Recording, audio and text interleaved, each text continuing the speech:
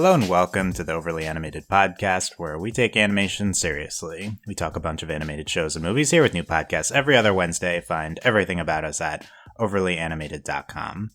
I'm your host, Dylan Hysen, and I'll be joined shortly soon by Michelle and Allie to talk about The Owl House Season 2 as we continue our Owl House Season 2 coverage, this time talking about episodes 3 to 5. Very excited to get into everything about those 3 episodes of The Owl House. Make sure you've checked out our previous Owl House podcasts in addition to our Miraculous Ladybug podcasts that are happening regularly right now, overlyanimated.com for all of those links. Just a programming note here about next podcast. As of now, that our Ladybug podcast on the next 3 episodes of Season 4 is going to be a week early, so that'll be in place of the 2 weeks from now podcast.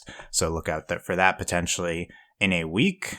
And then the only other thing is I'm going to try out going through the recent Western animated releases here just more quickly on my own as part of our What Watching segment, part of the intro here, trying this out. So let me walk you through some of the big things that have been happening in Western animation, starting with Craig of the Creek, one of my favorite shows, which had its big Capture the Flag 5-part finale to season 3. I've been loving this season. I think it's like just one of the great recent seasons of animation, and it had its epic ending here, and I thought it was really incredible. I loved this as an ending to this like main story arc that has been going on in Craig, and it really was better than ever before for this other side plot arc, I thought. Really enjoyed all of them, especially the last 3 episodes I thought were really incredible. And the finale, the half-hour part 5, was one of the show's best episodes. I really, really, really enjoyed it. And the highlight, I think, of course, was that character returning, which I won't spoil if you haven't seen it yet. And not talking about Carter, although I loved Carter too in this episode. So really loved Capture the Flag. Highly recommend season 3 of Craig of the Creek. And now I'm really looking forward to where the show goes from here because it's super open-ended. That's very exciting to me. So loved Craig of the Creek. Next is Rick and Morty season 5 has started airing. We have the first 4 episodes as of this recording, and I've been enjoying it a lot. I think the highlight is episode 2 so far with the decoys. That episode, definitely like a classic feeling Rick and Morty episode. I thought it was really great. Probably one of the show's best, not like best in my opinion. I thought like the beginning when you don't really know what's going on yet better than once it settles in. That being said, overall really great episode. I loved the premiere. Mr. Nimbus really fun. I liked the portal plot, the wine portal, that escalating plot line. I thought that was like really great Rick and Morty classic escalation type thing. Episodes 3 and 4 I've seen people not being as high on, and I understand, but personally I enjoyed both of these episodes. I really like the Captain Planet stuff in episode 3 and the emotional ending. And then episode 4, I liked how ridiculous it was and how much it went for it with that dumb plotline. So I don't know, I enjoyed it. But I'm enjoying Rick and Morty season 5 so far, and we will see what's next there. Tuca and Bertie season 2 has continued to air. We talked about the premiere last podcast. And we've had episodes 2 to 5 since then. And I think it's been good. I've especially really enjoyed the latest 2 episodes. Episodes 4 and 5, I think, have been really good.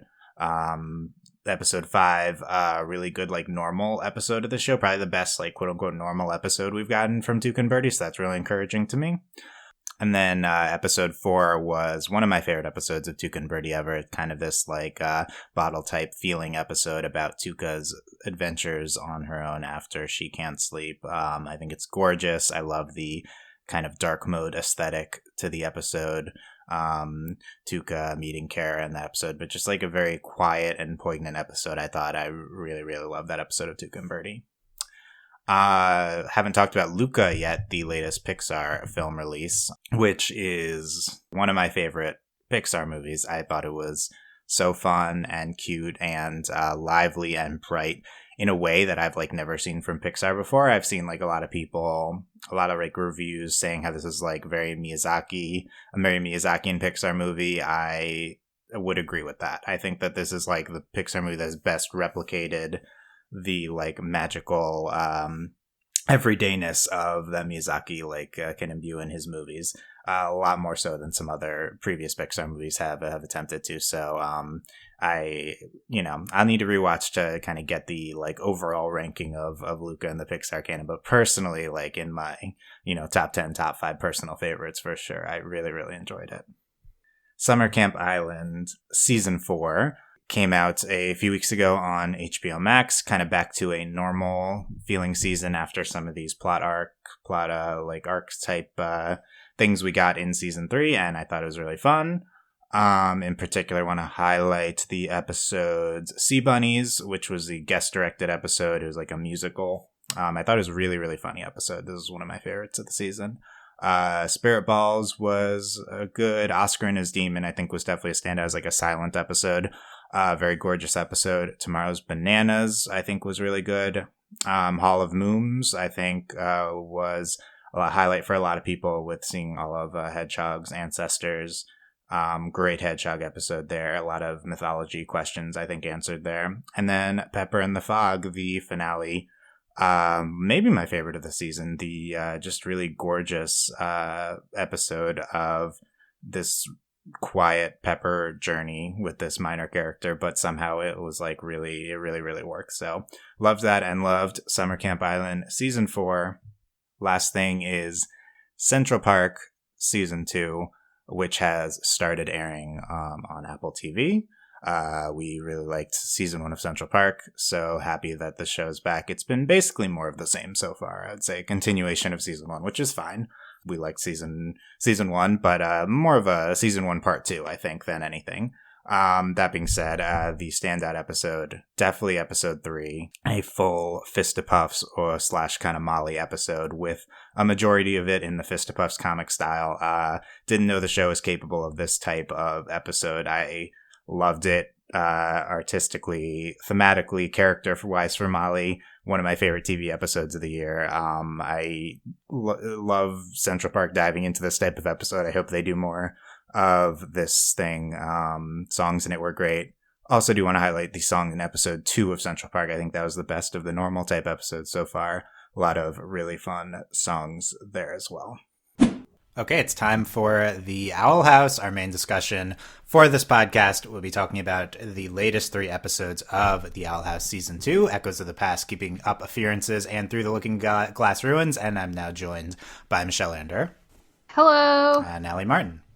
Hi. Yes, we're excited to get into these latest 3 episodes of the Owl House.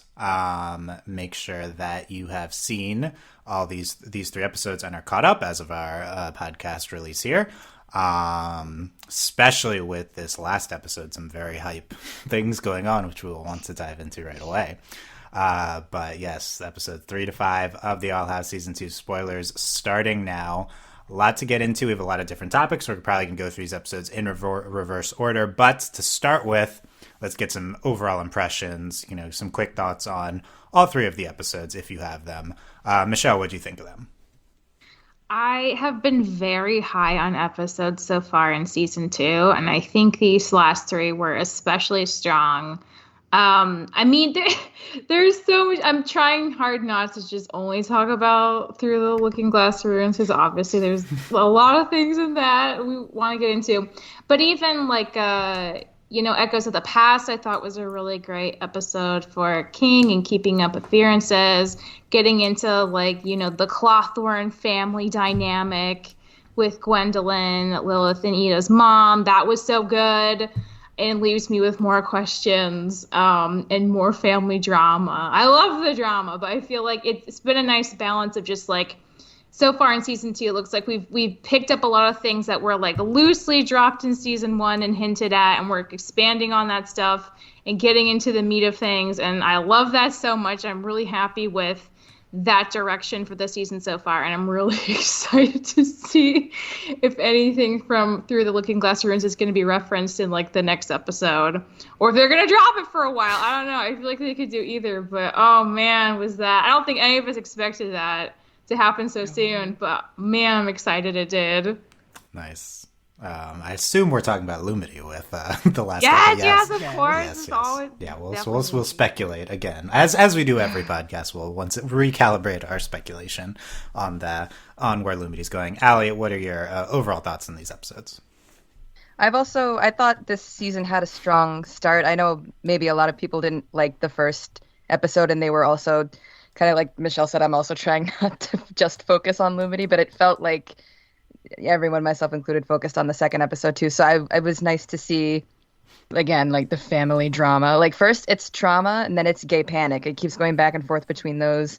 And I really particularly liked Echoes of the is that the King episode or Echoes of the Past? Mm-hmm. I'm getting them mixed up. But that one was especially enjoyable for me because I just wanted to know more about him, and I'm glad we got like hints about him. And I liked seeing Lilith.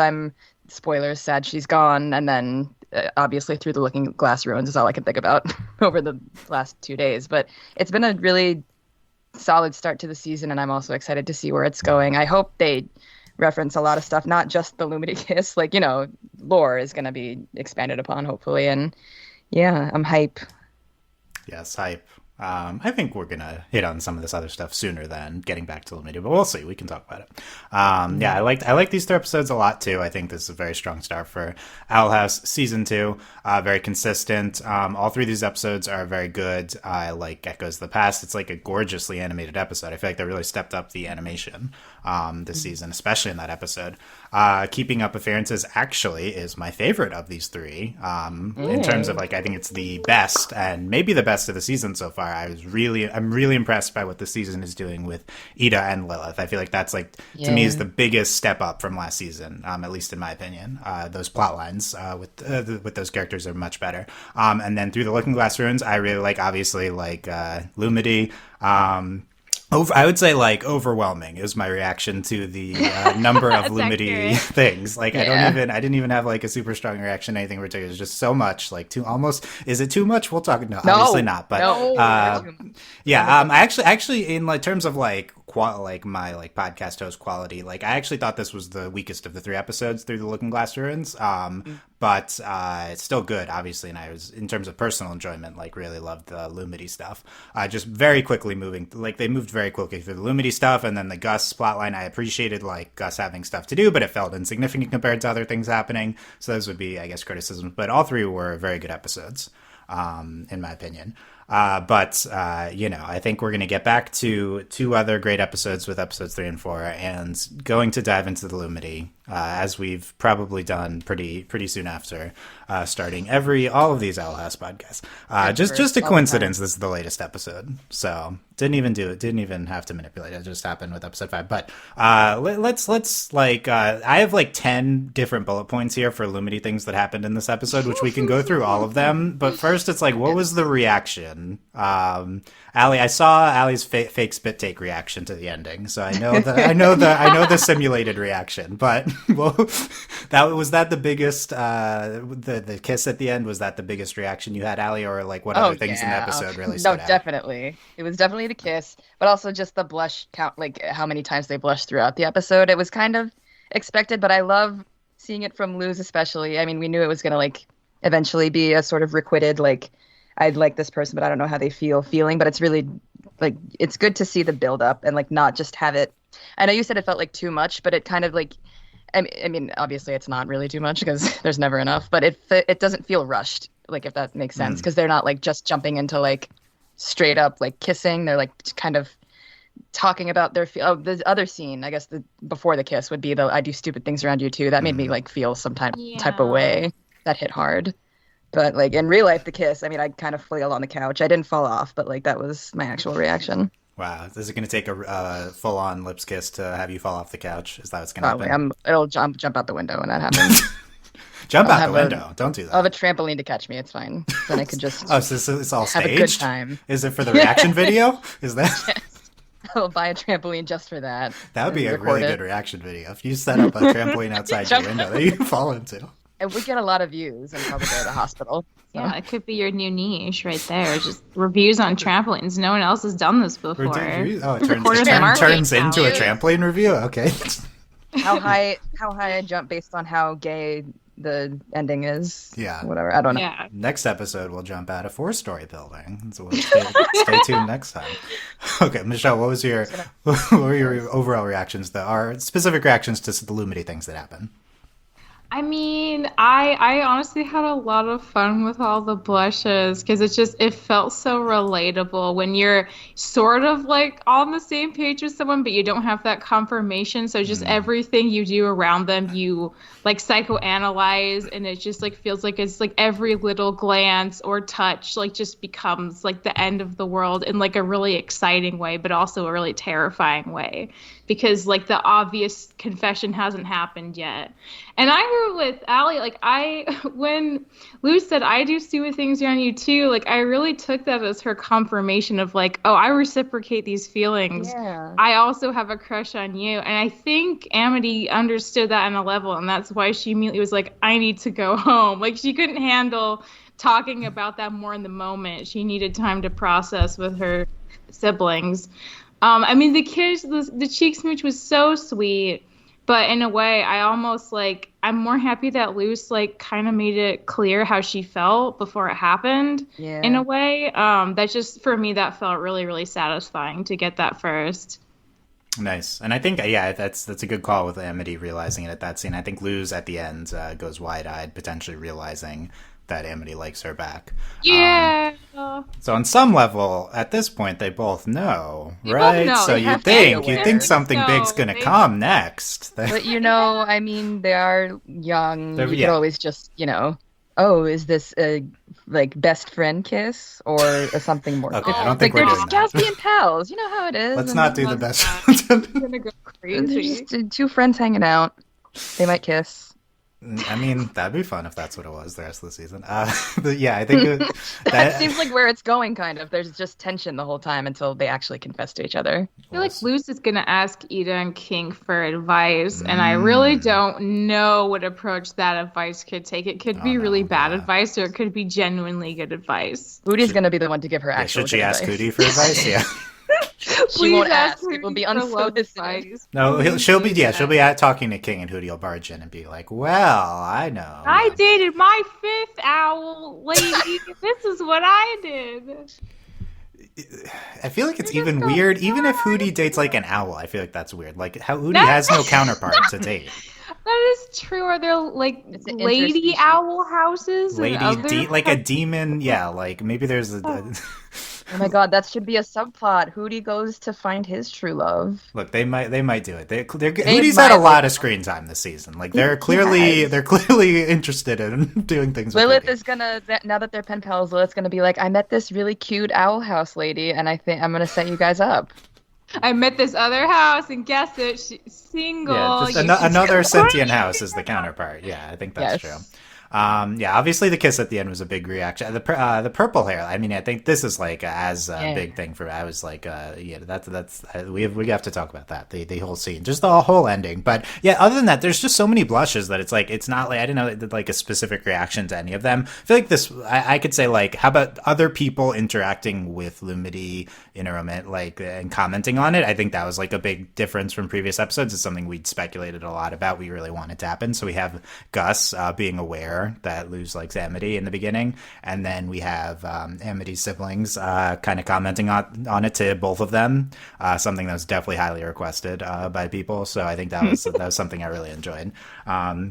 And yeah, let's go through. Also supporting Amity. I mean, we'll talk about that scene, but they're just perfect. Yeah, let's go through all the moments. So I mentioned this Gus scene in the beginning. Gus says, "You need my library card to visit Amity, don't you?" And Luz says, "Hi, I haven't been doing a good job of hiding that, huh?" And Gus shakes his head dramatically. Yeah. So Gus aware. So like this is like last episode 2. Luz now likes Amity, and or at least is aware of it. And this episode, apparently, in the meantime, Gus, at least of their friends, is aware of it, and it's been very obvious. So that's it's like I like that scene is like catching us up to where we are with with the status of these feelings since the development in episode 2. Yeah. And yeah, I think a lot of people expected Willow to be the one to. She's gonna be the wingman because Gus is tired of the gays, and Willow's gonna be like, Gus is an dad's interesting. gay, Yeah. I know what I'm doing. Yeah, she has dads, so it could That's be true. That's true. Yeah, Willow comments on this at some point at the very least. She has to. Yeah. So we see the highly anticipated scene of Amity with her hair down in the library with the kids, and Luz looking at her blushing. Luz's her mind. Yeah. At that. It was so cute. I love Luz so much. Seeing that canon bi representation is just it hits different. They've been lovingly animating all those faces where they're just internally squeeing, I guess is the best way to describe what happens. But like they give each other so many looks and they're always really well drawn. The way they animate the eyeballs too, like the pupils dilating and getting smaller, it's been so good. A lot of good, Lumity reactions to each other. It's good. We have, hey Ed, hey, I'm picking up Amity, and Nat, looks like you got that covered to Luz. So we're expecting them to tease Amity, but they're also teasing Luz about it here. That's fun. It's perfect. Now I like that they're both getting teased. If they're teasing her, that's what that means. So they know, like Gus knows. Does Ida know? Is Ida more oblivious? So we have to go down all these characters and find out next. But yeah, Ida King is and Willow. Those are probably the next biggest ones we have to see. Should know, but Ida's like, I don't care about your high school shenanigans. Of those three, maybe Ida would be the last to know somehow. I don't know how, but I mean, we're potentially about to eat a past woman in Ida's life in a future episode. So she should be aware, but she's still. Maybe not aware enough. We'll talk about that for future episodes. It's an ultimate queer mood. I was going to say, if we got an episode where it's like Ida's trying to help Luz go on a date, but also she's like, all this like gay dating makes me think of my old flame. Maybe I should call her up. And that was the whole B plot. That'd be amazing. I wonder if that's how episode 7 will be framed. That's very possible. Interesting. Lucky 7, come on. Lucky 7, the most powerful number, 7. It's a very, very hype episode. It's possible. Put it on the death pool. What's where we live? Oh, Luz and Amity blush at each other, and then this is still at the library scene. I mean, it's all the library, but the kids. And then M comes up with an excuse for them to leave. They're like, oh, and then So and then he had a date and he needs good face cream. Yes. He has a date, which we can, with a they person pronoun, by the way, which is very nice. And Luz grabs Amity's hand, and they blush at each other. That's a little later. That was very fun. They're hiding on the ground together, and then they blush at each other and roll away. Another one. So cute. That was really good. It's so cute. The animation, not thinking about it, the animation in this, I mean, just in general, like you said, Dylan, it's been so, it's so good. Sorry, keep going. Yeah. Just picturing that scene. Yeah, I think it's a good point that the character work animation is really good here. Like, the background and, aesthetic in episode 3 stands out more to me, but I think it's, a lot of subtle, really good character animation in this episode and every episode. Yeah. This is a scene I think a lot of people have been commenting on. Is they're talking about the diary, and basically Amity's eager to get the diary after Luz says she'd show Amity around the human realm. Your date is canon. It's gonna happen. I think that has to happen. Human realm date. Yeah, hopefully soon. And then we commented on this scene already. The everything's changed since you came here makes me do stupid things I wish it didn't. It's okay, I do stupid things around you too. Says That's Luz. basically them telling each other how they feel. Yeah. Right, in a subtle, easier to say way. Have they processed it to be? Well, that's the thing, because going up to the next scene, Amity's like, I don't understand these feelings. It's because they haven't experienced a crush before. Either of them, it seems like. Yeah, let's talk about that, and then any potential way that being a same-sex crush plays into that. I think that's interesting to think about, and I think with Amity, it plays into her overall arc too. Quickly we have the scene with Amity. Let's come back to that, and then Amity kisses Luz on the cheek, and then bold move, sister, says Ed, and then Luz is wide-eyed, and Amity blushes, runs away. So there you go. Good to see you. Farewell forever. Bye forever. So good. That Maybe line is forever so for a good. while. We'll see. Maybe Amity's hiding. That's why she's not in the next few episodes. She can't recover from that. Oh no. She's still blushing, embarrassed under her bed. She's basically been blushing for the past 10 episodes constantly. She just never stops. Purple-haired Amity. We've not even commented on this yet. So I wanted to know what because we were all talking about like we want to see her natural hair color. And then this happens. So again, I feel like this is a big like wish fulfillment fan episode because we see like the twins teasing them, and we see Amity's changing hair color, which is something that the fans were very on top of. There's a lot of natural brown-haired Amity, but there's also pink Amity with a lot of fan art with. Yeah. And this is light purple hair, lavender hair, so it's pretty similar to the pink hair I think that we get. Recapping the scene first, Amity's with Amir and Edric. Amity says she's a few things and then feeling things she never used to feel, and dyes the hair. Luz comes by. Amity says Mom liked it green, but she could use a change, and they blush at each other again. Okay, number 5 or something. Luz says she went through trials to get Amity's job back, which acts of service, love language for Amity. Yeah. I think that spurs the kiss potentially. Luz doing that, but how about Amity's hair color changing? What are our feelings on this? I think everyone's very excited for the purple hair. Michelle, what was your reaction to it? What do you think of the new hair? So I want to point out that it's not just that she dyed her hair. She also got a haircut. So before, she always wore her top hair back. At the very least, it's styled. It's not back she always anymore. styled it back, front, and now she has bangs, which I kind of interpreted as like she's like, letting loose a little bit. She's more relaxed. Like it's like a visual way to kind of represent her changing mood and like her sense of comfort with herself. And I really like that. I really like the bangs on her. I think it's a really cute hairstyle. It is going to be like a mental adjustment because we're only used to seeing her with one type of hair for this whole show. But I think it's really cute. I love that she went for purple. It just feels like a very queer color. And I was like mentally preparing for her to just like go with brown and embrace her natural hair color, but like going purple, like I think that's its own kind of power move, especially against her mom, and like I love that for her even more in a way. At least so she'd match her dad if it was like natural hair color, right? But now it's like something out of left field. This is it's her own thing. I agree. I feel like this is like such a young queer woman move to dye the hair purple. Like like even just a young queer person move. Like everybody, like queer person, or also alternatively. To let someone know that you're queer is to have like a very non-normal hair color and just this embrace is her way it. Of, like, it's not a phase, Mom. Yeah.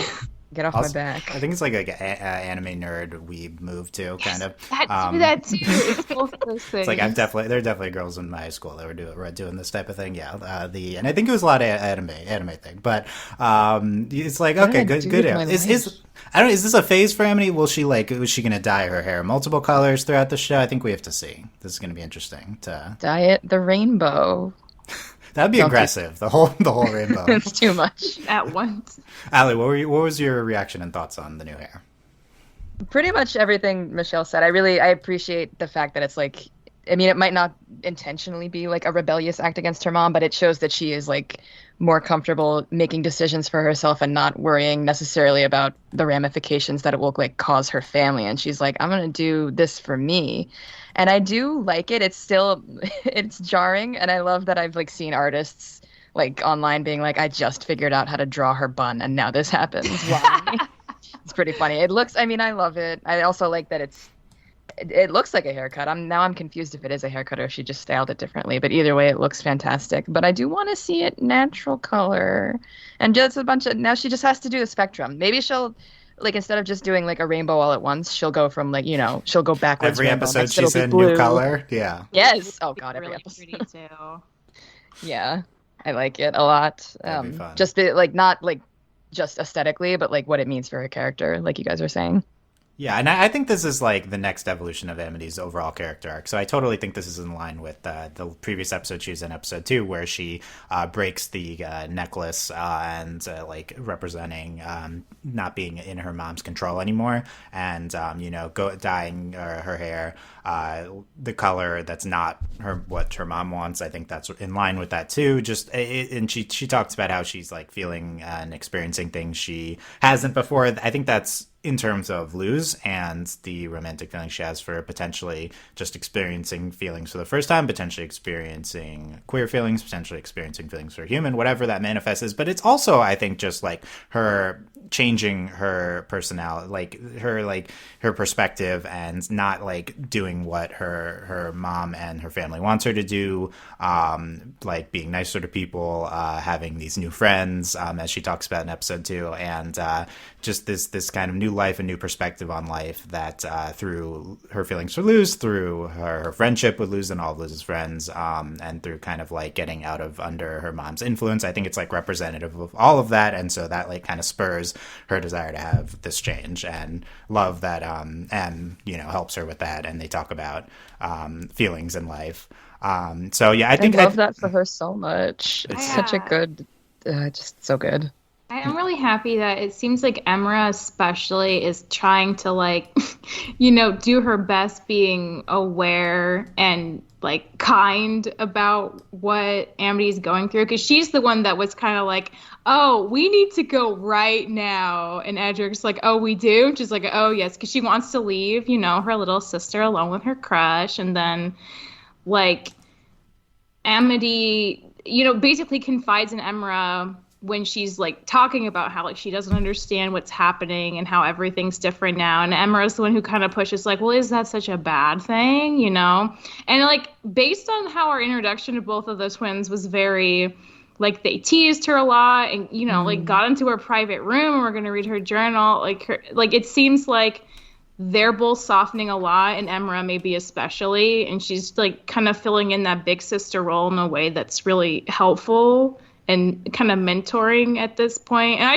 really like that too, because it feels like one of the subtler things the show's kind of switched for season 2. But I really hope we see more of it, because I'm here for good sibling time. Yeah, supportive siblings are the best. And like you bring up the point that the way season 1 painted them, it kind of made me think they would just be teasing her and maybe like not sabotaging her, but like making it more awkward than it meant to be. And it's refreshing to see that they're actually like good siblings. Mm-hmm. Yeah, I love that too. Yeah, and I think it'd be nice to see more of these moments. I think we got a lot considering how jam-packed this episode was. So that was nice to see. I do think like this talk between the siblings is the type of thing that is potentially lost if you are only going to have Amity in every 3rd or 4th episode, and instead of like potentially interspersed throughout in smaller parts throughout every episode. So like these kind of more subtle interactions, we haven't seen Willow's reaction to everything yet, so that would be like the only kind of criticism I have to the approach, is we can't maybe lose some of these smaller moments. Although I think this episode's approach to that problem is like, let's try to jam everything in, and it's fun to see. I wonder how the hair plays for people who aren't following things as closely online, because Luz says Amity says after the hair's already, she dyes her hair, that mom liked it green, but she could use a change. That wasn't known information in show previously. So I think that her mom liked her hair green. Yeah, that was only from the AMA. So I think that's a little jarring the way they approach that.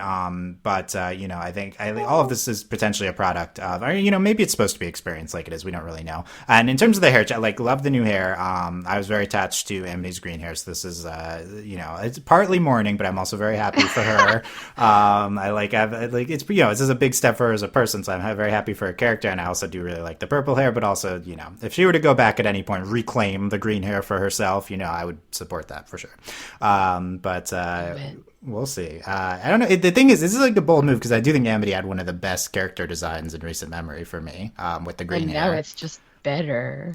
Well, let's not better. It's different. Let's see it in a few episodes. Time, yeah. But it's a bold move, changing one of your best character designs, I think. But I think it fits her character really well. Not that it's like that much of a change, but Ida got a different dress, and we know Luz is going to have an outfit change eventually. It's different than a hair change, but it's still, I think it's nice to see all these changes, because we know the show's not going to go on very long. So like it's I love it.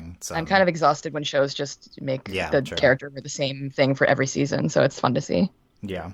I quickly, like, on this like potential criticism. I mean, I've talked about this a lot, that, like, you know, Amity only shows up every third or fourth episode. What if she was like part of the crew in the background every episode? But I think like these 3 episodes are a good example of maybe what I see as like Owl House having a very segmented approach to storytelling right now. I think it's been successful this season. They've made it work. But for instance, episode 3 is all about King. Episode 4 is all about Ida. Neither is present in episode 5.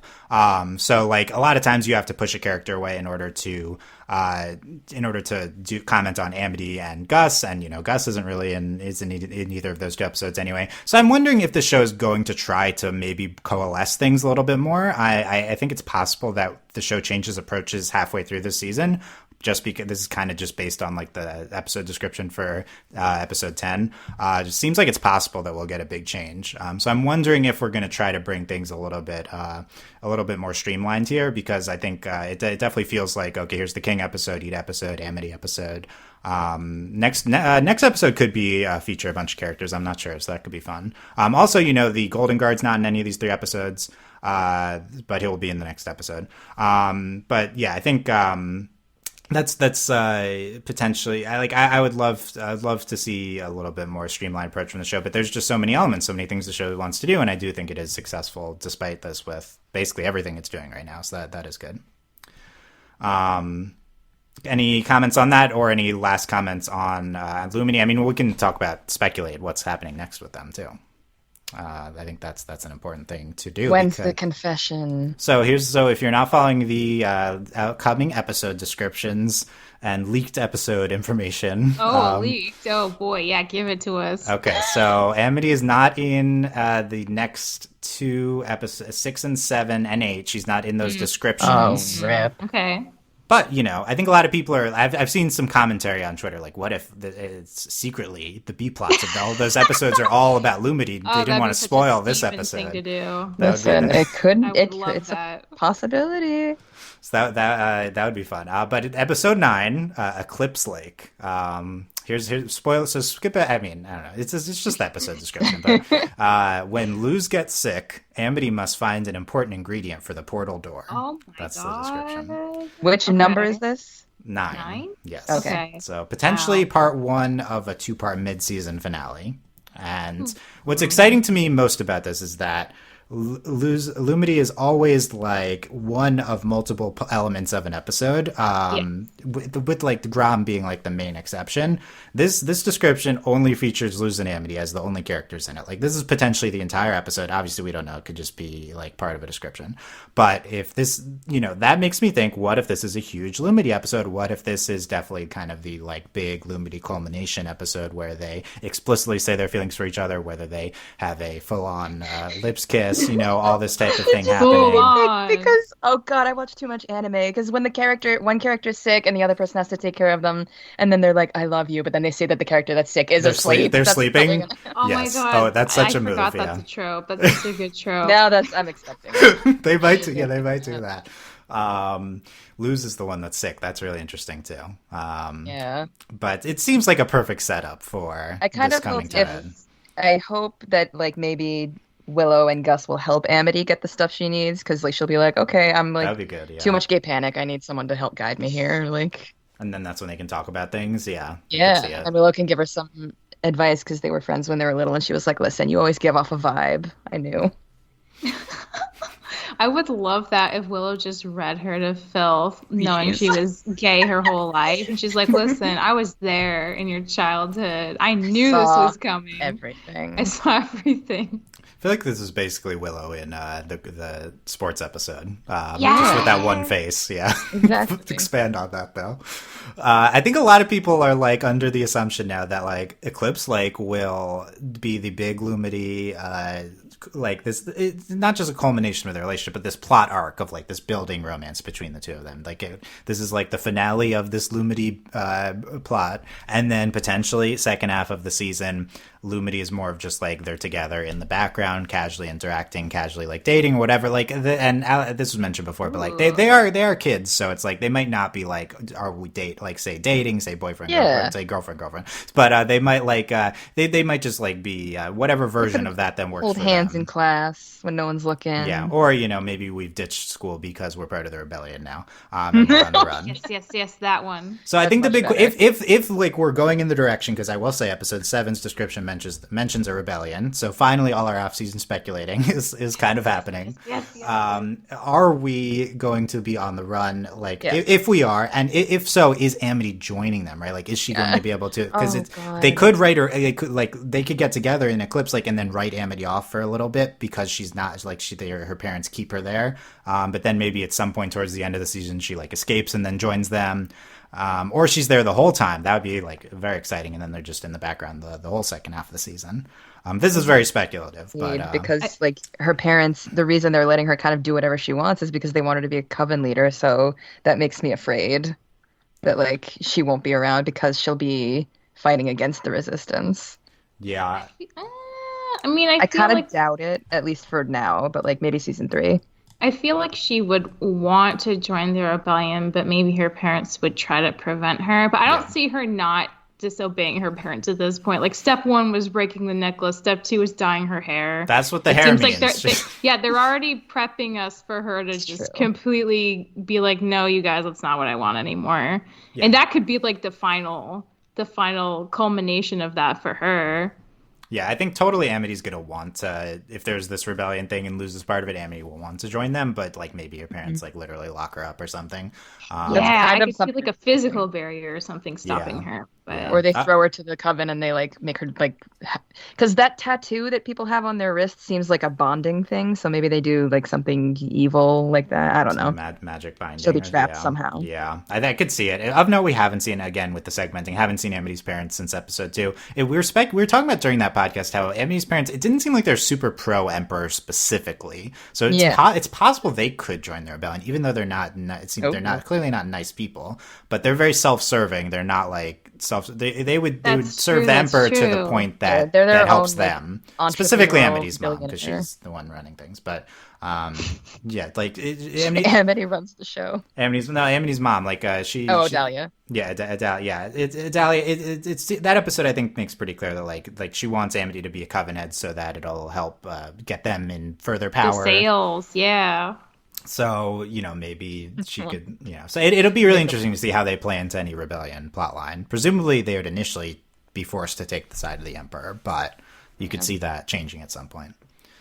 Okay, so a lot of exciting potential Lumity things coming up, although, maybe not for a few episodes. Allie, are you final thoughts here on the Lumity? Are you buying episode 9 being the next time we see anything Lumity? Absolutely. I mean, well, I have to read the descriptions for 7 and 8 just because, or 6, 7, and 8, because I mean she could have like a not an actual scene, kind of like in the season 1 finale where they just flashed her with the cast. Like we could just see, I don't know, her being gay and being like, why'd I do that? Still cut to like 3 her days blushing later again. Yeah, but I mean I'm definitely buying into like it has to be the next big Lumity episode. That description is like textbook anime episode. I'm not even gonna lie. Now I realized it. Yeah, we'll lose comments on the trope that she's sick, and it's a good opportunity for them. She'll be delirious, and she'll be the one to confess in her delirium first. That's another thing. Yeah, I think Amity might need that. I think the ball's in Luz's court right now. Anyway, I think she should make the next move. It's true because she did get the cheek kiss. Yeah, she got the kiss. She's got all the power. She gonna leave Amity hanging for 3 episodes, or figure out? I feel like she's really gonna try to find a way to take that girl on a date. She wants to do this, right? She doesn't know how, and all her nerd books haven't told her what to do. So she's gonna have to ask people. But if she takes her on a date in the human realm the first time, it's like I've seen people joke about it's gonna rain, and then Amity's gonna be like, "Wait, no, it's acid," and it's just that would be so that's cute. Hilarious to me. It's just her being afraid of actual rain is funny. Yeah, I wonder if Amity will be in episode 6 actually, because they're choosing their palismans. Is this a school thing? Like Amity would be there, right? Oh yeah, that's true. Yeah. So that's the most clear in of the description. So okay, let's see if Amity's in the next episode. Luz might be too embarrassed to approach her, I guess, at first. I but she'll confide in someone. I mean, maybe she will. She has talk to talk to Willow. someone about it. I Yeah. like that. I hope she talks to Willow. Willow knows Okay, her, and I she'll hope- know how to get to her. She talks to the Golden Guard about it because he's gonna be, Oh my! he's gonna be God. chasing after them. But like, what if? I'm sure he gets hella dates, so he might be a good person. He'd to have ask, good advice. actually. Yeah, he'd have good advice. What kind of advice? Well, I mean, maybe The best kind. It's Lock not- her up if she doesn't pay her taxes, and then you could take her out on a date. Okay, now we gotta. I think they at least gotta see a comic of that. That's probably. I think Morning Mark's probably done this. I don't remember it, but okay. Let's. Michelle, any other Lumity comments? I think we're gonna get some kind of mention about something, either like a throwaway thing when she's in the owl house with like King or Ida, or I mean maybe talking to Will. I feel like they're not gonna leave us cold not seeing them together or in reference to each other for 3 whole episodes, just because a cheek smooch is a pretty big deal. I feel like they're gonna want to talk about it, and I don't think they would wait till just like one of them is sick to be like, oh, by the way, remember that smooch that like blew our minds? Like, yeah, that seems a little sus to me. I think something's gonna happen before then, but it won't be the main point of the episode. Yeah, we didn't. I mean, until 5, we didn't hear anything after episode 2, and 3 and 4, and 3 and 4. So I hope that's not the case. Yeah, I'm hoping for some mention of it. That would be. And I'd appreciate even a throwaway, honestly. It does seem like if 6 is a school, if next episode's a school thing, which I don't know, it might not be, but there'd be ample opportunity to have some combination of people talk about it. So that'd be good. Okay. What if the principal ships it? He would, He though. makes He a would. school announcement. Oh God. He's at this point he's a complete softie. So like he would, I feel like. Let's. He's like, I saw what happened at Grom. That's another fun one. Okay. Let's see if we reference Lumity again. But we're talking about non-Lumity things now. Okay. Starting with Let it Gus. all out. The other plot of the actual A plot of this episode was, I would summarize this as Gus learns to accept his illusion magic. As what happens this episode. That's not what I'd say happened. Okay, what would you say?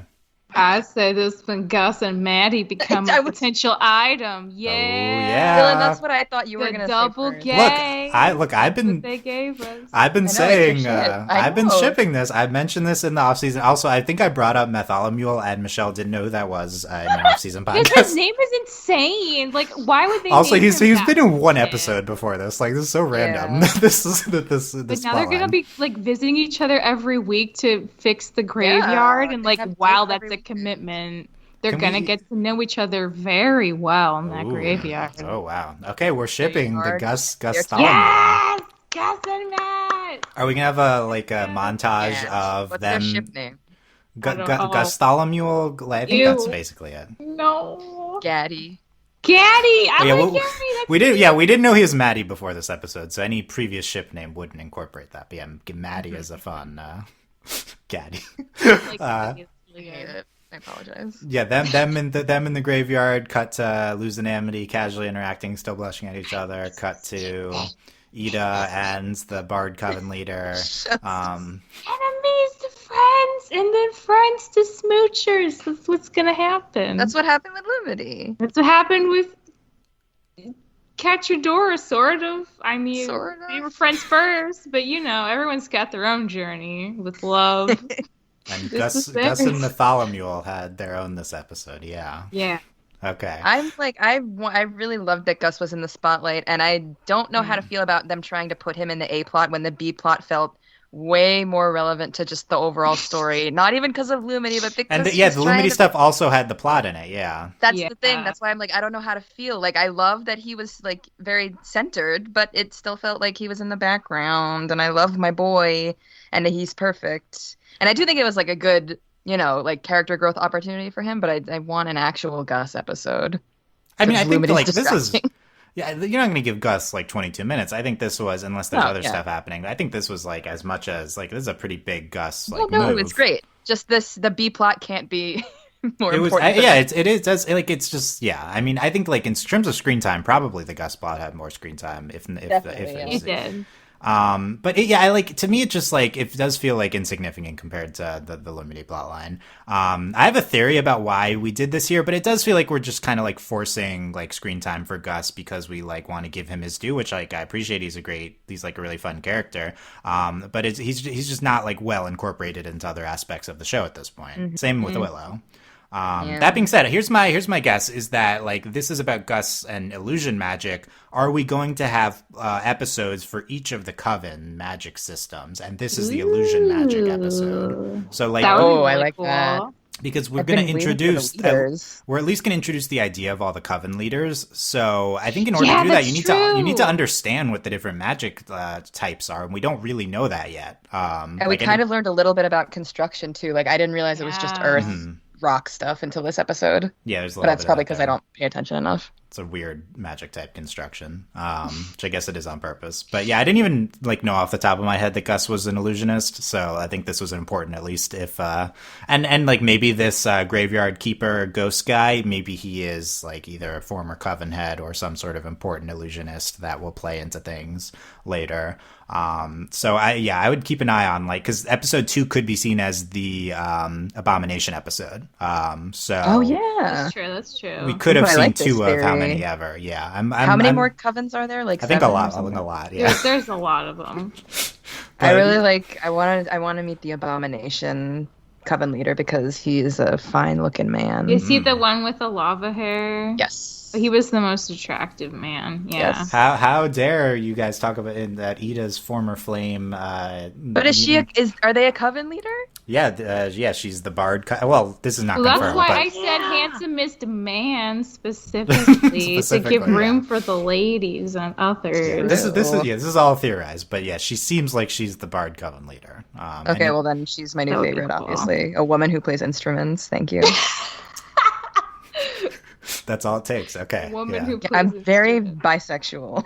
Look, Amity, lose or Amity should get the guitar going. That's the next move. I could see either of them playing something. Like Amity could take. Trying to woo Amity with a love song on an acoustic guitar. Spanish love song. Oh my god, yes. And then Amity's like, that was beautiful. What did all of that mean? I need a dictionary to know exactly how gay it was, please. I have to say, every time I watch The Owl House and Luz speak Spanish, I'm like, I should really study Spanish, not just to actually speak Spanish, but for Luz. There's some good Spanish this episode.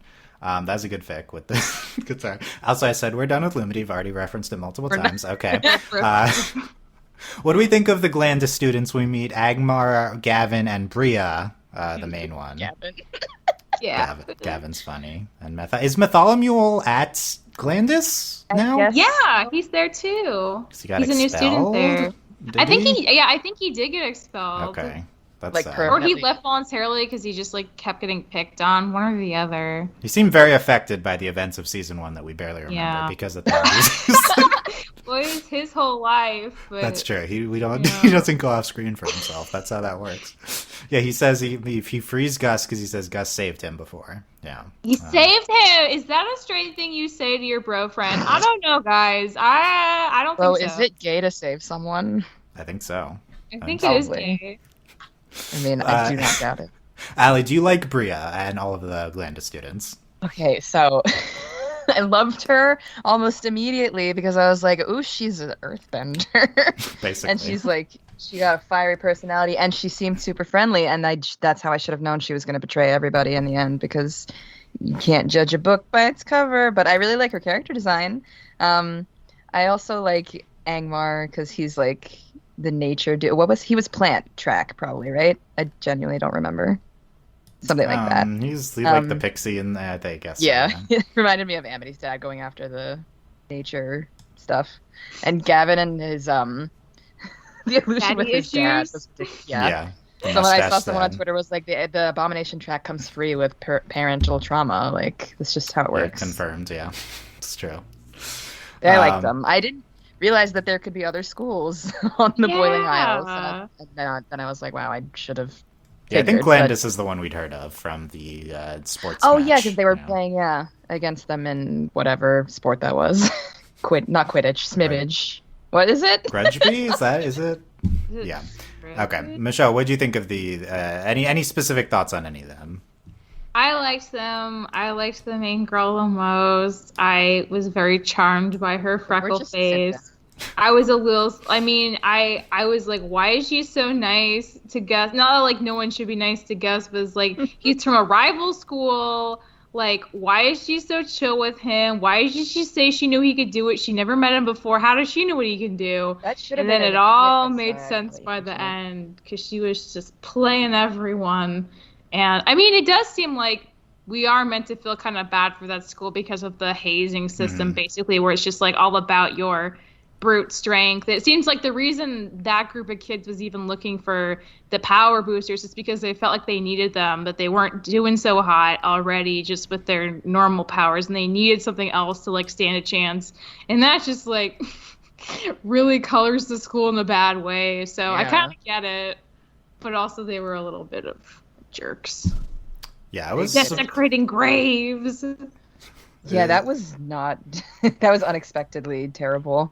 They released this like feature with the Felicia Day talking about how, it's so nice in the show. Everyone is like gets to be who they are, and it's like they didn't even mention that these kids are bad at all. I was shocked when that happened. I was like, wait, does she voice her? So yeah, Felicia Day voices Bria. Yeah. Okay. That's amazing. It's not that she's never been villainous characters. Like she Yeah, I think that's her MO kind of is like in at least a dark side to characters. But this is I was like, what this? And the episode ends with them. Okay, they're just jerks. Sure. Everyone's allowed to be who they are, and who they are is just awful. Yeah. I guess I will say though, I appreciated how deep they went on the spooky stuff. Like at one hand, when Gus did the illusions, like the girl's hands like turn to stone and crumble off, and she's just walking around with no hands anymore. And the grave statues start like crying black goop. And I was just like, oh yes, I love this. This is very, I mean, Halloween in July. Yeah. It's like one of those tonal dissonant things. You're like, oh, this is Disney, but man, it's fun when this happens. It's just really genuinely terrifying. Yeah, like the statues, the blood crying, and like that. Yeah. It's a very gorgeous sequence. Yeah. So good. Yeah. Beautiful. So yeah, what else was in this plot? At the end, Mattholomule and Gus say they're maybe friends. So playfully punch each other. Yeah, as bros do. Yes, it's a pretty bro thing. Yep. So I didn't expect this, but we're shipping it. Noted. Yes. Oh, and Willow had one line at the beginning. The way they set up, I'll say the beginning of the episode was like a weird way to start something, and then it just. I don't know what they were trying to do with it, because I at first thought he was like trying to cheer Willow up because like he's like, oh no, like she hates me and I have a crush on her and I can't have her hate me, and then that's not where it went. And I liked the subversion kind of, but I was like, that it was a weird setup to like show that doesn't have confidence in his illusionist stuff, that it can't do anything. But I mean, I guess it wasn't bad. It was just like, that's a weird way to start the episode. The way they did with the Pixies. I think the cold open was kind of bad for this episode. But it was really just quick. Weird. But there's some fun stuff in the beginning too, with especially with King on Gus's voicemail. I thought that was really funny. Yeah, that was really cute. But yeah, there's also Willie, the Gus's Pixies helping Willow. That was nice too. Yeah. Yeah. Okay. We'll come back to the plot. We'll come back to the plot here because we can talk about it at the end of the episode 4 discussion. Let's move on to keeping up appearances. Yay! And the big development being Ida and Lilith's mom, Gwendolyn, visiting. Yes, it's Gwen. Gwenny Gwen. What is it? Gwen Stephanie. Gwen Okay. Yeah, is that her? Oh. Yes. This is what she looks like when she's animated. Michelle, what did you think of Gwendolyn being introduced here? So at first I really disliked her, and then by the end of the episode I was like, man, I feel for what this show is doing with this character, because like I think it's like easy to look at Gwendolyn and be like, she's dumb, she was fooled, she should have just immediately accepted her daughter's chronic illness and been completely perfect and wonderful about this, so not had any human reactions that are at all faulty, and just hate her for that. But the episode like goes to such lengths to try to like make you not feel that way. And one of the details I noticed on the second rewatch was that she says she specifically joined like the Beast Coven as soon as Ida was cursed, and she explicitly did that because she thought it would help with trying to find a cure and help her daughter. And like from what we know about tracks, it's like when you choose one, you're kind of in it for life and you're locked away from all other forms of magic. So that's like a pretty huge commitment, and I really appreciate that they, you know, that says a lot about her like attempts to do something she considers very helpful and potentially selfless, even if that's not the thing her daughter really needs. It just makes it really, you know, nice and messy, and we always like the nice and messy, and by the end she does accept Ida and Lilith, and I mean, I think that, I don't know, I think she's a pretty okay lady, and I hope that's not a hot take anymore, because I think I really enjoy the little journey she went on from, like, I don't know, 25 years of being scammed to, like, using family heirlooms to pay for terrible fake remedies, and now she's like, oh no, once I know the truth, like, fear me and my fire bees, you're gonna get it. Like, I kind of like that for her. Fear me and my fire bees. We love it for her. I love that phrase. We love it for her. You need to put that on like the back of a car as a bumper sticker. Don't hit me. Fear me and my fire bees. Fear me and my fire bees. Allie, what do you think of Gwendolyn? I mean, like Michelle said, I don't know what like the hot takes are on Gwendolyn, but I didn't dislike her at the beginning, but it was not like, I mean, at least in the opening sequence, like the flashback when Ida was young, she didn't really seem super sympathetic because, you know, she's just like, fix it. Like, no working with it, just get it out. But like I've experienced like some like family friends who have been like part of a Ponzi scheme or like not knowingly. So I think they did a good job of painting her as sympathetic because she like was just trying to do her best, even if it, you know, ended up like being more malicious than helpful. It wasn't like intended to be that way.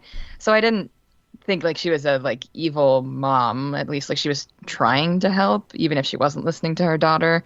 I will say the fact that she didn't give Lilith attention triggered me because as the younger child, I mean, I don't know, not that it like happens sad all the time. Yeah, it's sad. That was the one thing that made me sad at the end, and I was surprised that Lilith decided to go home with her. But I mean, hopefully the one line she had that made me very upset was when she's like, "And Lilith, you were always so like self-reliant."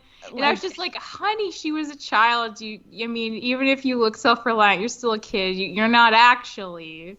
That's the thing. It's gifted child problems. Like, if you show talent, people will be like, you can do everything on your own, and I don't need to, you know, coddle you. But sometimes you want to be coddled a little bit. Like, but I really like her character. I like her muscles. And I also like the fire beast scene because I was like, okay, I would like her to kill me. That's a good way to go. What? Good way to go. I mean, listen, she's the wilf, the actual wilf. The wilf. Ooh, I like that. I will not explain what that is. Wilf. I'll accept it without knowing the full context. So. Not grandma. Oh, I like her talisman. Cool. It's just a straight up like bird. Like it's not even like really attached. It's just like there on the stick where it wants to be. Pretty cool. Yeah, a lot of cool stuff with Gwendolyn. And definitely my biggest reaction to the episode was, or in terms of Gwendolyn, was immediately thought of our discussion in the off-season during the Ida podcast about how Ida's spell arc, or Ida's curse arc, was kind of like a metaphor for chronic illness or disability, which I thought was like the most explicit in this episode that the show had ever done, and potentially wraps up or culminates that arc in terms of the plot of the show anyway. And I loved how it was handled this episode, and I want to bring in special guest Sarah, who's joining us now, to give us some thoughts on how the clapping Yay! How the episode handles this curse as a metaphor. Also, you know, it's just like the thing on it. It's not even necessarily a metaphor. It's a metaphor for something the equivalent in our world, but it's also like just like the text of what Ida's going through in this episode with the curse. So yeah, Sarah, what were your thoughts on how it was handled this episode? Yeah, well, thank you for having me in this special spot. You probably thought that I'd come on to scream about Lumity, but no, I had to come and talk about Ida. We said we were done talking about Lumity, even though we've referenced it several times since, so. Well, short version is amazing, loved it, can't wait for more. Anyway, but yeah, I wanted to talk about this metaphor because I thought this episode was really powerful as like a chronic illness disability metaphor, just coming from my own perspective as somebody with a chronic illness, and especially when it comes to things like a cure.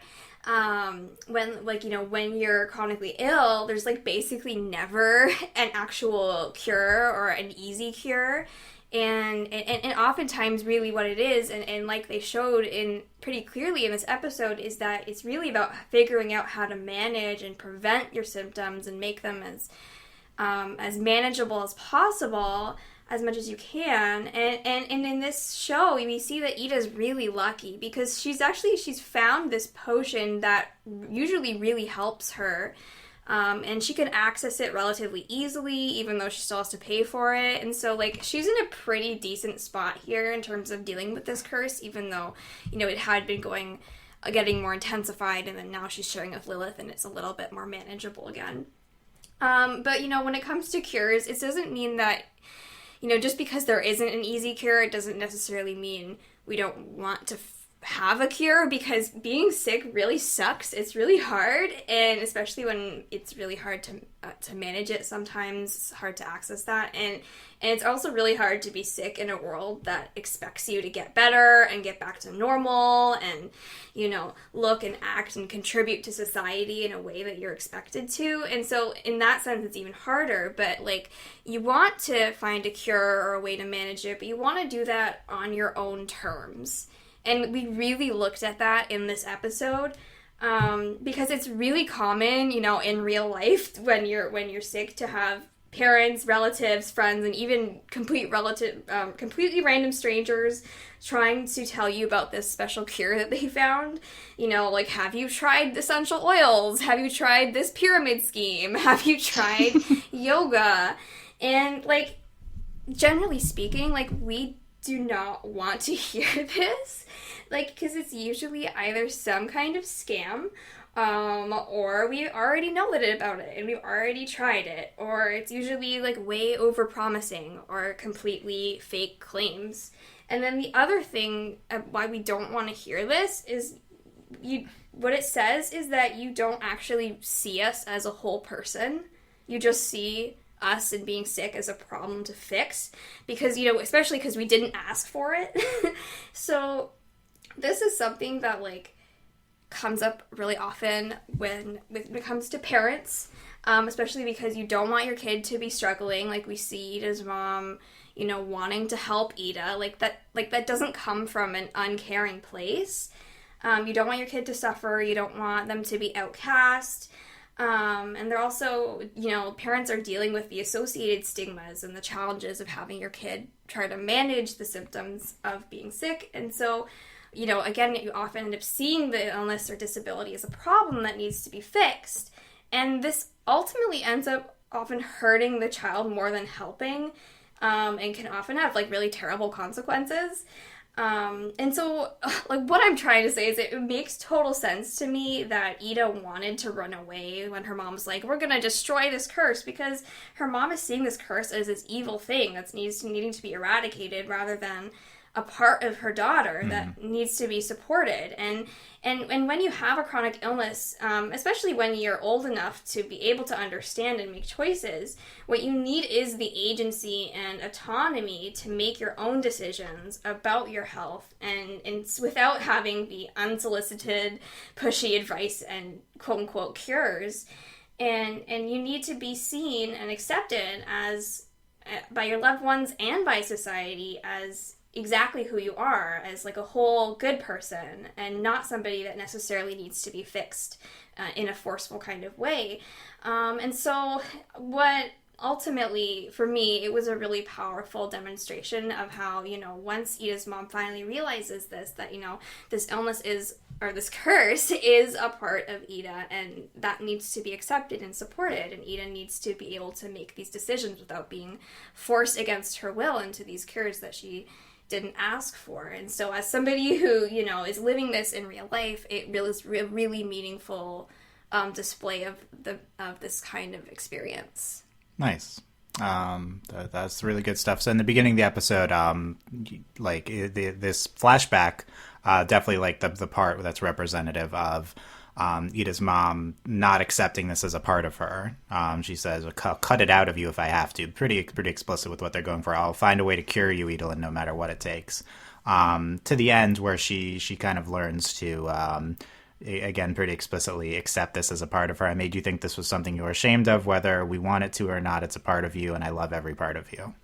And then King says, she was trying her best, huh? So I guess the other things there I want to get your thoughts on were the end of this episode ends pretty happily, pretty, you know, she grows. It's really nice to see.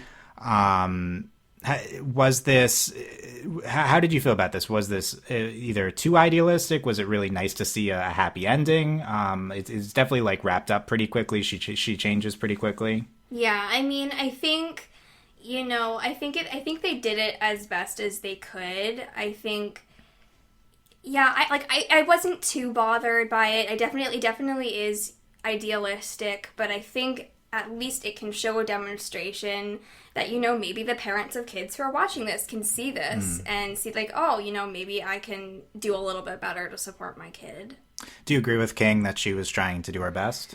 I mean, I think that parents, and I've said this in previous podcasts, that they can have really good intentions, and I don't think that Gwendolyn was trying to harm Ida. I think she was trying to help, but it doesn't mean that she was doing good, just because she was trying to. Exactly. It doesn't mean that she wasn't causing harm. It does mean that her intentions were good, but, you know, intentions and impact are two separate things. Yeah, totally. And I think clearly had a negative impact on Ida. Yeah. As we see, this is what spurs her to run off in the first place, and she finds the portal door during this, but pretty traumatic early experience for Ida. Yeah. Okay, thank you for sharing this, Sarah. Thank you. That was really good, Sarah. Oh, thank you. Any follow-ups to Michelle Ellie to what we're talking about? All of that, I mean, I feel like it's accurate. I can relate on a somewhat, like, not at the same level, but like with like mental disabilities, like people are just like take meds and that will fix everything. It's not the same, but it's kind of in the same vein. So I agree with everything Sarah said. Yeah, I mean, I also thought mental illness is you know, it's a kind of chronic illness. So for sure, absolutely, yeah, and like even if it's like well intended, it's like there's no cure for, you know, not everybody works differently. I also think that it was kind of idealistic that she would just kind of see the light in that way, but I think it's because she realized how bad she got scammed and she was just like, I have to make it right. I was like so wrong for so long, and that was like, I just feel bad that she wasted so many years of her life, but I mean, you know, she made her bed, so she got to lie in it. She really did make her bed, because one thing I was thinking when Sarah was talking about how, you know, regardless of how good your intentions are, what actually happens, like, you know, that's its own thing to reckon with. And I feel like one of the things that Gwendolyn's kind of suffered from this initial reaction she's had for so long is that, like, Ida's trying to hide from her. Ida hasn't really, it doesn't seem like she's willingly been in her life very much. She like showed a lot of like, geez, she found me at the beginning of the episode, which implies she's like actively kind of trying to hide from her mom because this is like what their relationship has become. It's not really like, how you doing, what's new. It's like, I found the new curse, and she's given her this line a million times, and that's like all their interactions are anymore. And that's such a shame, and it didn't have to be that way. And maybe if Gwendolyn had, you know, come to this realization sooner, they could have had more time together building a different kind of relationship. But I do think that is something Gwendolyn has kind of, you know, lost for a certain amount of time. Maybe she'll get it back in the future, but it seems like she's not even really super focused on Ida anymore. Like now she's just trying to repair stuff with Lilith, which is his own kind of dynamic. So it's, even though they ended on good terms, which I'm happy for, it definitely seems like not everything's quite fixed between them. And there's still like a lot of work that probably needs to be done on Gwendolyn's part for sure. Yeah, I totally agree with that. I definitely think that, it's definitely a first step, but I think there's so much more that needs to be done to repair that relationship. Mm-hmm. Yeah. Yeah, I think just to really, in terms, this is what we're talking about in terms of, to conclude about, like learning to accept a part of someone and instead of trying to cure them, a message, like I think I haven't seen talked a lot about by movies and TV shows. So I think is really, really powerful and good thing to see displayed in this episode. I think you can even see this in terms of autism, in terms of how there's some parents and problematic organizations trying to find a cure instead of accepting people as how they are. So I think this is definitely an element that applies to a lot of aspects of people that are just not accepted by society. Absolutely. Yeah. Okay. That's good stuff. So, I mean, I guess the other to the other transition from serious discussion, but thank you, Sarah, is the plot stuff that happens at the end of the episode. If we want to go there next. Well, also in the beginning, like just thinking about, because going back to like related to Gwen being like focused on Ida's curse and then Ida leaves, it just kind of makes me think that must have made like her relationship with Lilith even worse, because like if she wasn't focused on Ida before, then it's just like completely ignoring Lilith totally. And then I don't know how I feel about them. Like, I mean, I like that they're trying to work through things together. I assume that was where you were going next, so go ahead.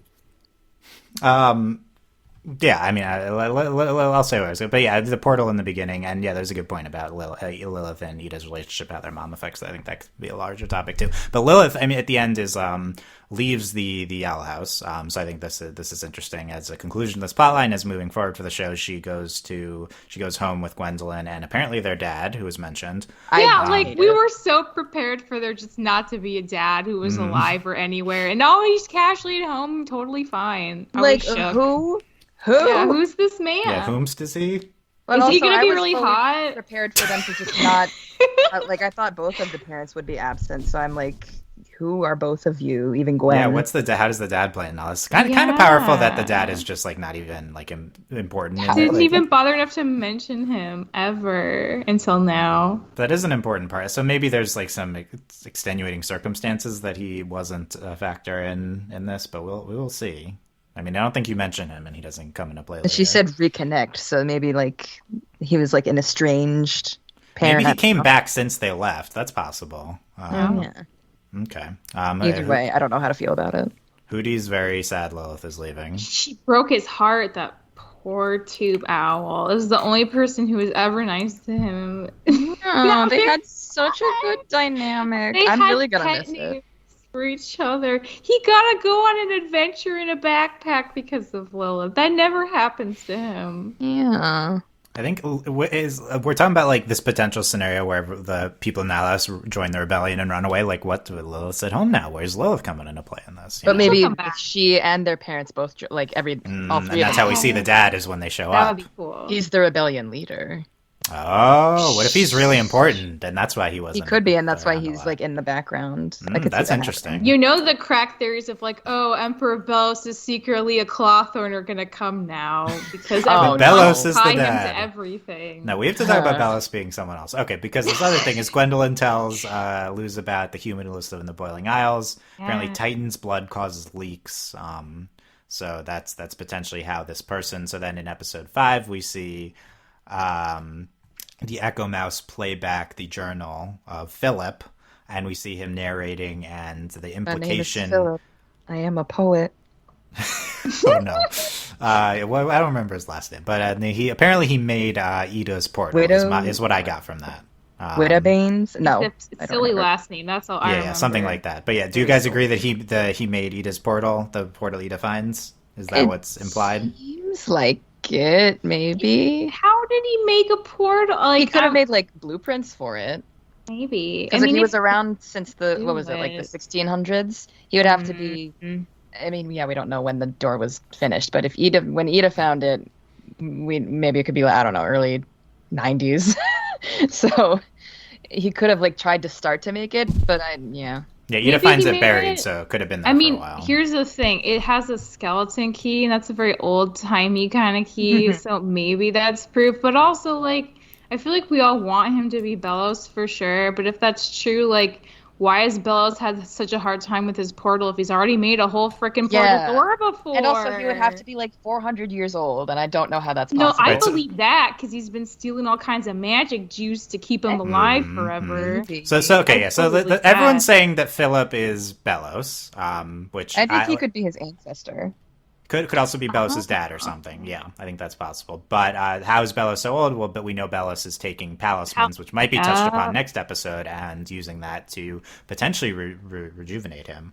But in terms of, why does Bellows need well, he was able to construct the portal, so maybe he was able to do that so easily because he made the first one? Or maybe he lost something since then? Maybe it did take him like an incredibly long time the first time. We just don't have any sense of that. And it's just could have been he needed some ingredient that he didn't have. But yeah, there's not all the pieces are together. But like, I feel like this has to either be Bellows or Bellows related, just because it's not a lot of time to hit on all this plot with the remaining episodes of the show. So it's like we'd hope that this plays into the main kind of Bellows part of the plot line. It should. Yeah, I know people are like, he has the ponytail, and I'm like, that was just a colonist thing. That's definitive proof. His ponytails. That's a colonist thing. Oh, no, God. he had. It was the 1600s. He had the British accent. No, he probably was dressed like an imperialist. Past Britain he was dressed colonist, like a fancy, educated person. So coming to a new place to take over everything and steal everything. That just makes me wonder, though, like, if he already made a portal to go to the human world, like, why is that still his goal? Is it like he lost it? He's like, oh man, here we go again. Gotta make a whole new one to Does do this my mean plan. the like secret sauce or ingredient, whatever, that he was missing was Titan's blood? Because I also want to know how it works, because if Gwen implied that like stuff leaks in, but is it like just a one-way thing, or can stuff leak in from the Boiling Isles also to the human realm, or is it just one way? Because I gotta know where the Azura book came from. Is it from here? Or presumably the Azura book, yeah. But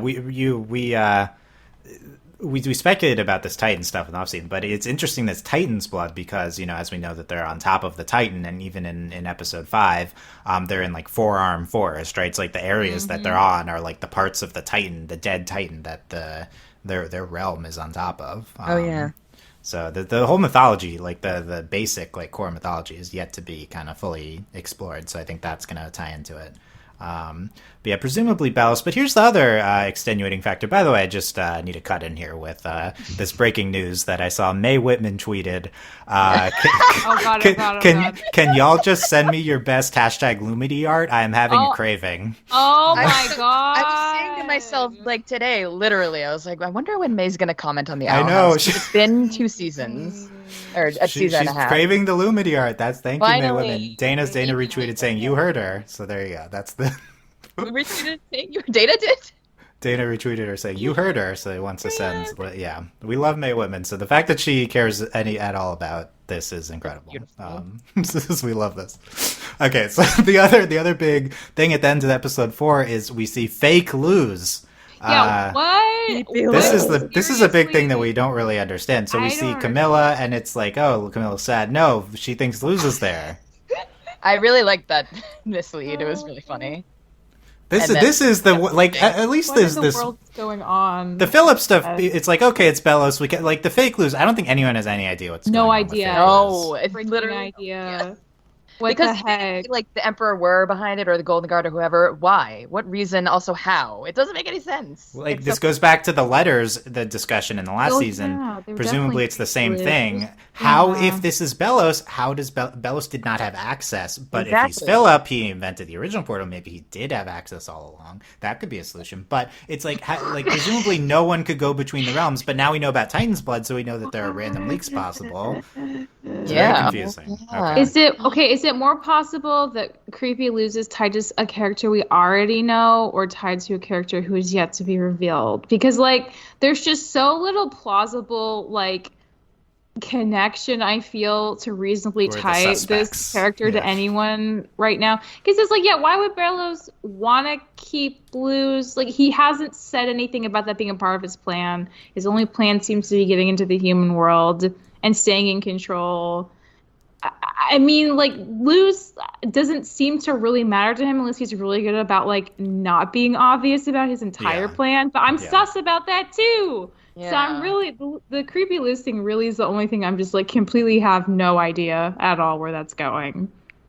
Yeah. I really don't know. I think there could be some hidden information with Luz is like essential to his plan for like for some reason, but it's not clear at this point how that. I think it's an existing character just because like that would be another character to throw in. That being said, we are about to be introduced to another character with the Bard Coven leader, potentially other rebellion players as well. So maybe this is a rebellion play here, like to keep Luz there so she can help them. I mean, this is like that would be really that doesn't look. It's not good look though. Too many possibilities. Stories like this love to do the both sides are bad type of thing. So I wonder if that's where we're going with the rebellion. But we haven't even met them yet. So okay, so we'll check back in on fake Luz. I assume. Wait, are we calling her Creepy Luz, Fake Luz? I think everyone's calling her Creepy Luz. I want to call her No Chance. We could call her Creepy Luz. No, what did you want to call her? People are calling her Noches because it means the opposite of Luz in Spanish. Oh my god! I think the important part is she's not Luz, but yeah, whatever. I mean, all of them. We've seen like 2 frames of her. Who we don't know. Let's see.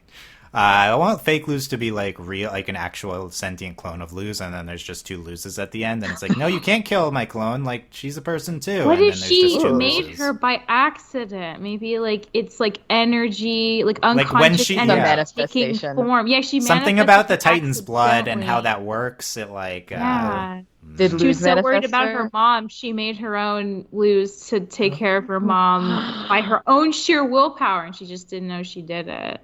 Oh, that's creepy. I like it. It's creepy. I think that's a plausible, like kind of like vague, like metaphorical not like vague, like but just like some like non-specific person explanation for how it happens. I think that's because I don't want it to be Bellows, because I feel like Bellows has his hands in too many logical pies already in the plot, and he needs to step back and give someone else a turn. So if it's Luz, I'd like that more.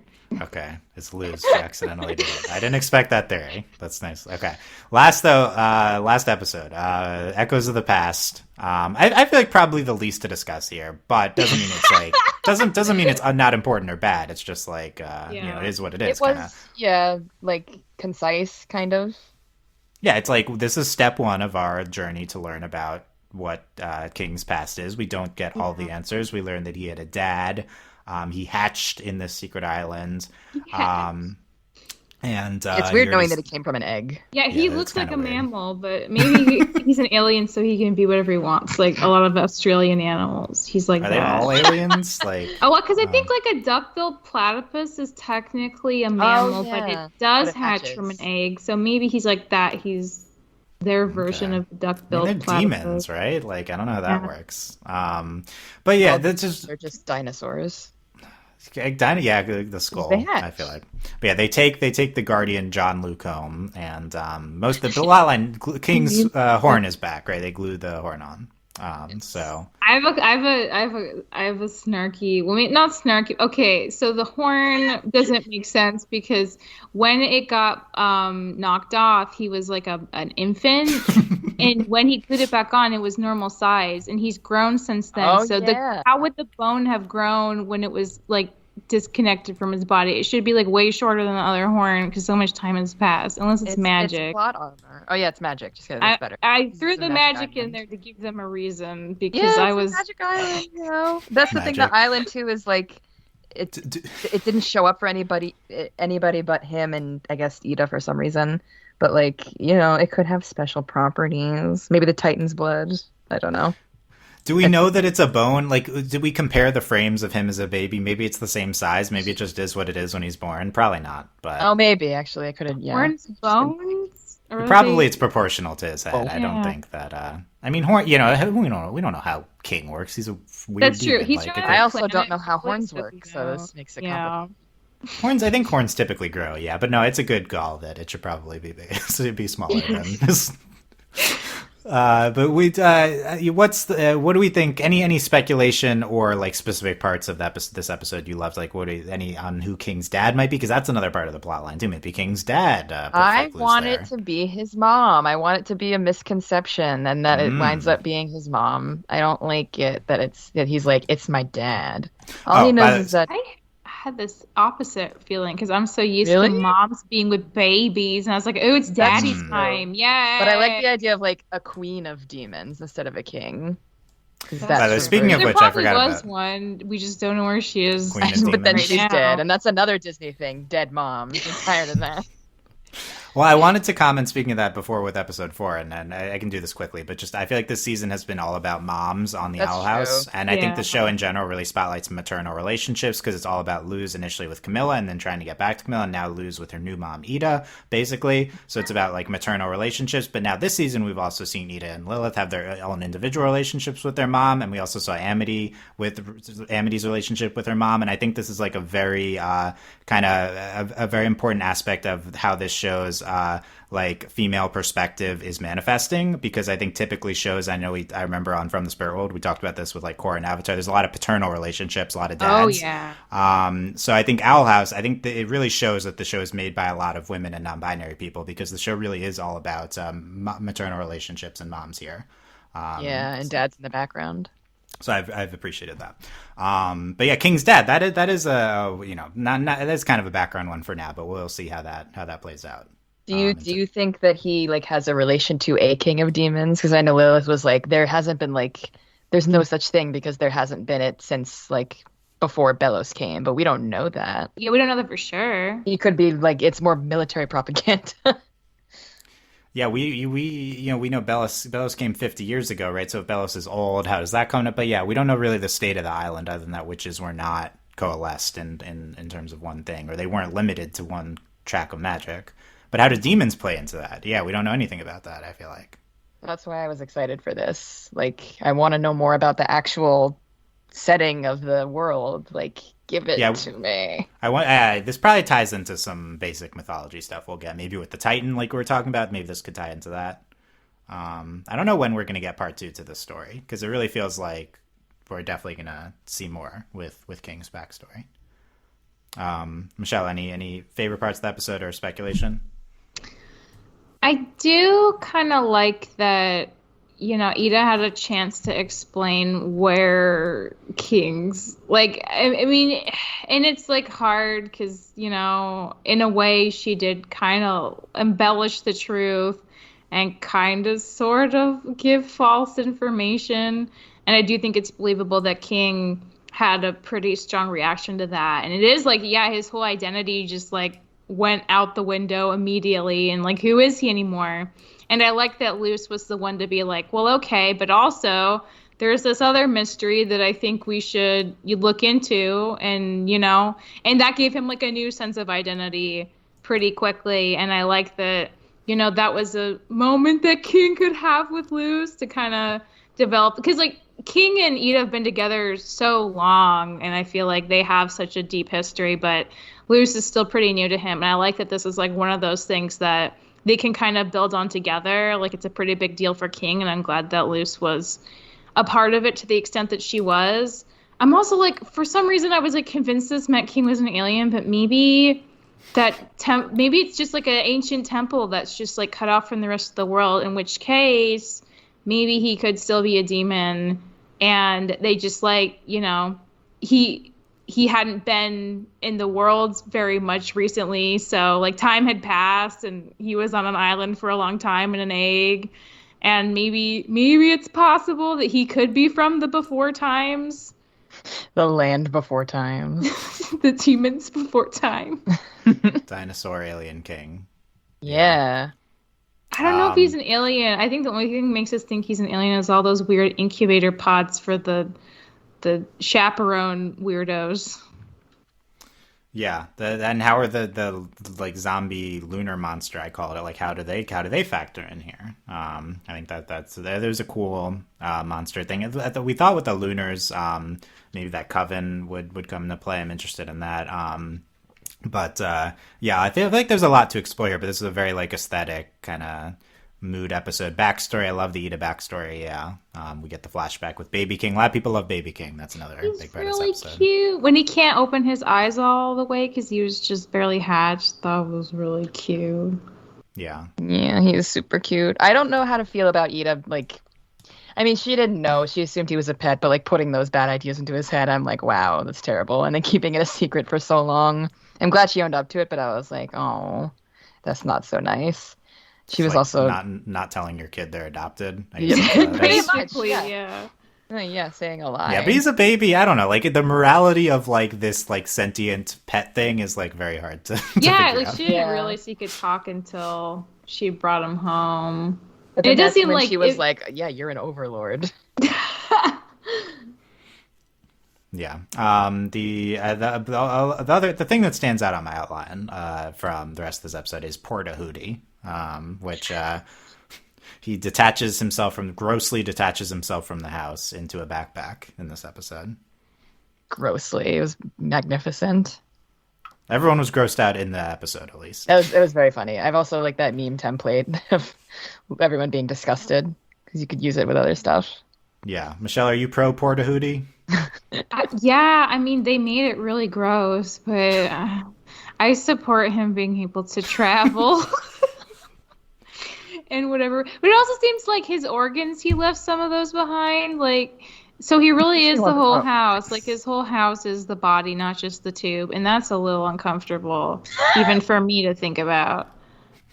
His whole house is the body. But yeah. of course I support him. He's the house. Yeah. I really need this to be like actual merch that you can get a hoodie backpack.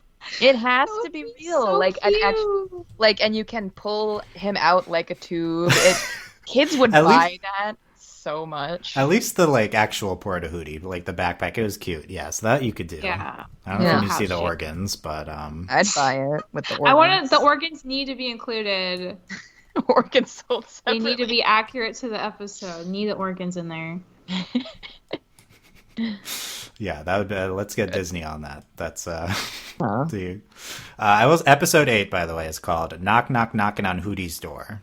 So He's gonna go find another portable house and knock on her door. yeah, Go maybe on. we figured out the shipping They Hootie is what cracked we it. want from this show. That's the takeaway here. By the way, update: Mae Whitman has liked at least 50 pieces of fan art at this point. I'm looking at her like so. Are you updating this in real time? So it's a big deal. We love Mae Whitman. It is. We do. I've been waiting for this for so long. I can't believe I was just thinking about that. Well, remember, by the way, just so it's clear, Mae Whitman liked our tweet of us saying Amity was the best supporting character winner last year. So, Yay! yeah. she's liked stuff at least in the past, but okay, we love it. Let's do final thoughts on either this episode or anything you're thinking of non-tweet Mae Whitman's tweets related from the other episodes. Allie. I'm looking at your notes at the bottom. The librarian. I forgot about him. He was Oh, great. yeah. freaking hilarious. Yeah, just so Malphus. You and like you're fired. He's great. Yeah. No, it's a really strong this episode. Sorry. I still liked Any it of because them, I any of just them. wanted to know about King and just this bunch of 3, that doesn't make sense. These 3 episodes I thought were pretty solid. Even like, there's always like a weakest one, and I would agree with you that this is probably the one, even if like I did have like bias because I've been curious about King, but I enjoyed it still. It felt very like the pacing was fine, and we were given like enough information to kind of tide us over for now. So I thought it was pretty good. Yeah, I said episode 5 was the weakest actually of the 3, but they're all good. So In terms of plot, I would agree with that. Yes. 5 is the weakest. But I mean, it's just they each have strengths. I think this is like a nice like mood, slow kind of plot build, suspense type episode. Yeah. Michelle, any final thoughts here? I am very satisfied with the amount of information we are getting. This is good. I feel like my favorite thing is when shows they answer some questions, but then that by getting that new information, you have to draw conclusions. So like 5 more things that have not yet been shared, and the questions just keep mounting from there. And I love that feeling, and I'm so glad that this show is giving us this much information so soon.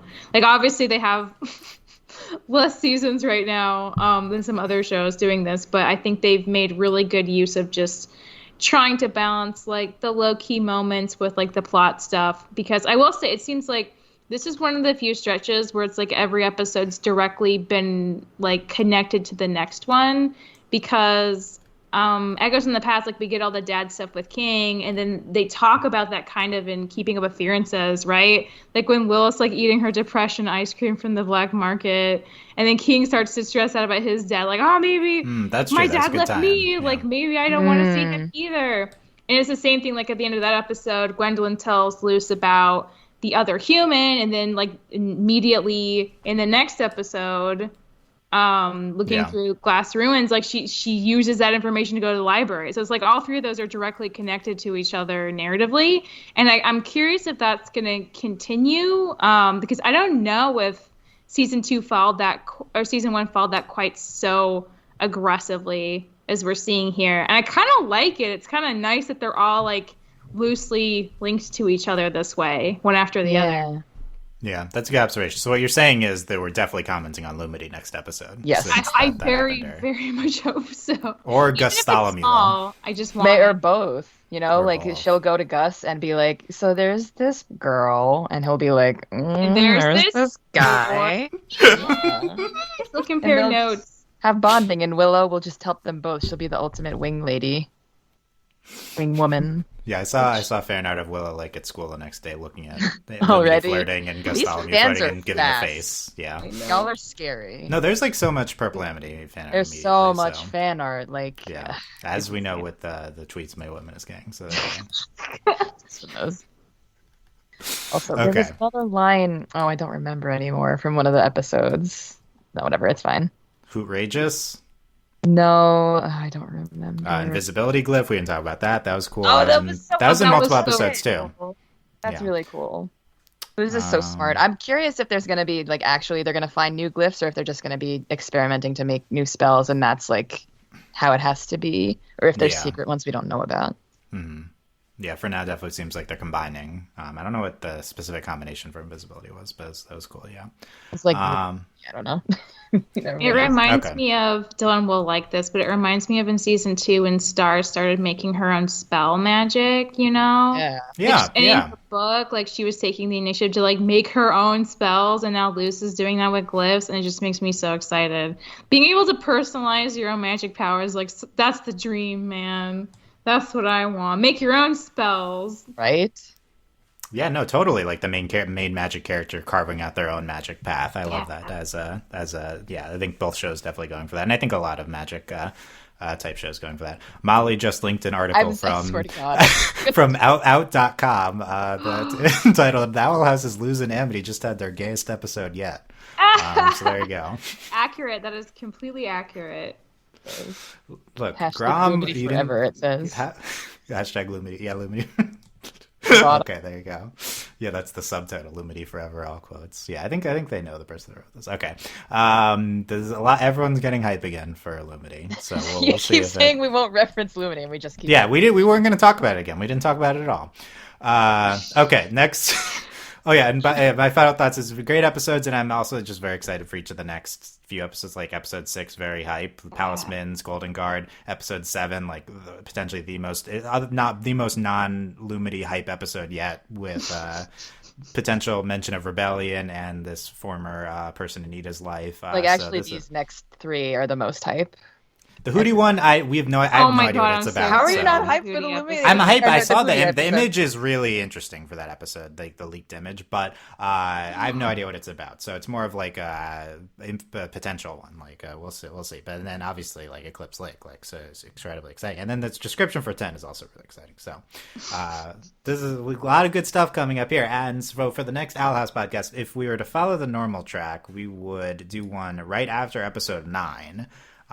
So I think that's a little awkward because that's right before the mid-season finale. So I think probably we will not do that, and we'll either wait until the mid-season finale or push it up maybe episode 9 is like super Lumity, then we have the Lumity podcast, and then we have another one after the finale for the rest of the show. So I think these are options. So we'll see. But a lot of exciting stuff to the house, which we'll cover in some form coming up here in August, I think. Yeah. Okay. That's... Yay. Yay. we're hyped for that, and Ladybug airing, and they're going to stop airing at the same time, so apparently that's a package deal for Disney. Wow. I didn't know that. Wow. Wow. Yeah. Okay, there you go. Yeah, let us know what you thought of these episodes, of Lumity, of the Amity's hair, of everything else we talked about in the comments section for this podcast, wherever you're listening. We'd really appreciate the feedback. And if you like this, you can consider supporting us on Patreon at patreon.com/overlyanimated. Thanks to all our current patrons, especially our patron of the podcast, Michael. And thanks as always to our patron executive producers, Ryan, Steve, Beatrice, Hugh, Michael, Needle, and Phoenician. We will be back, as I maybe mentioned at the beginning of the podcast, potentially next week, and a week early for the next Ladybug podcast, but that will take the place of the 2 weeks from now podcast. So look out for the Ladybug discussion coming up next. Thanks for listening, guys. We'll see you next time. Bye. Bye.